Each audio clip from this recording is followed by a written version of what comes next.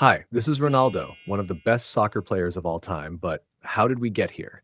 Well, it all started in 206 to 220 AD China, where the Chinese played Cuju, an early form of soccer. The rules were simple. Set up a net in the center of the pitch, and players would kick the ball to see who scored. By the way, Cuju means kickball. Around 476 to 1000 AD, in European countries like England, they played Shrovetide football. The rules were also simple and similar to Cuju, but much more extreme. Players would set a target location, which could be miles away, and whichever team got the ball there first won.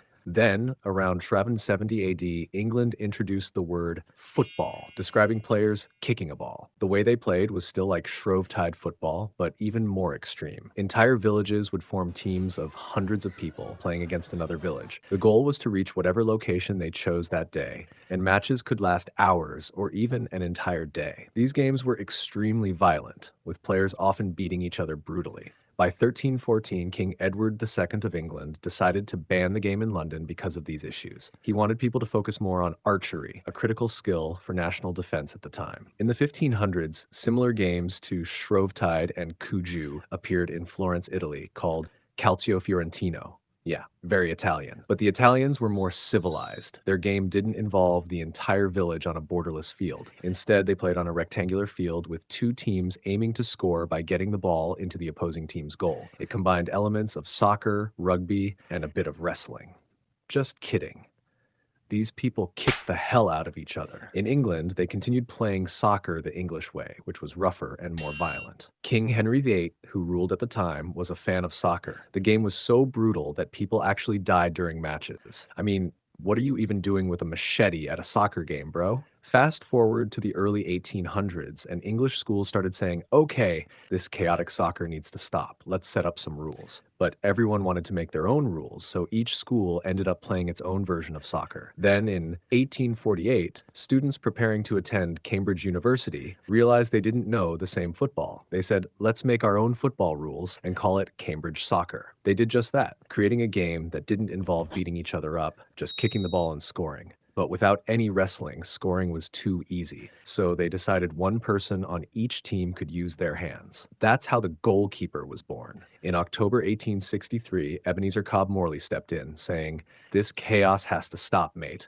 We need some rules in it." Representatives from various clubs met in London and established the Football Association. They created the first official rulebook for soccer, separating it from rugby and wrestling. Thankfully. They also clarified that football meant soccer. But Americans were like, nah, we've got our own thing.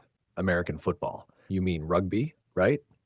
In 1871, the Football Association's first cup was held. Wanderers beat Royal Engineers 1-0. In 1888, William McGregor formed the English Football League, and these teams participated. Preston North End won the first ever football league in 1889. 15 years later, in 1904, various associations came together and met in Paris to form the Fédération Internationale de Football Association, famously known as FIFA. 26 years later, in 1930, Uruguay held the first FIFA World Cup, but only 13 teams participated, despite there being over 180 countries. But it doesn't have to make sense. It was the first FIFA World Cup, and Uruguay were the champions. On the 13th of September 1937, in England, there was a friendly game between Arsenal's first team and Arsenal reserves. It was the first broadcasted match in history. In 1940, Pelé was born. In 1956, Pelé was signed by Santos FC at the age of 15. 2 years prior, in 1954, European football clubs sought to establish their own league, which ultimately led to the creation of UEFA. The inaugural UEFA competition, originally known as the European Cup, was held in 1955 and won by Real Madrid. They went on to win 15 more UEFA leagues, meaning they won 20% of all UEFA leagues ever held. In 1991, FIFA held the first Women's World Championship in China. The very next year, in 1992, the English Premier League was founded by 22 clubs from the English First Division and the Football Association. In 1993, Manchester United won the first season.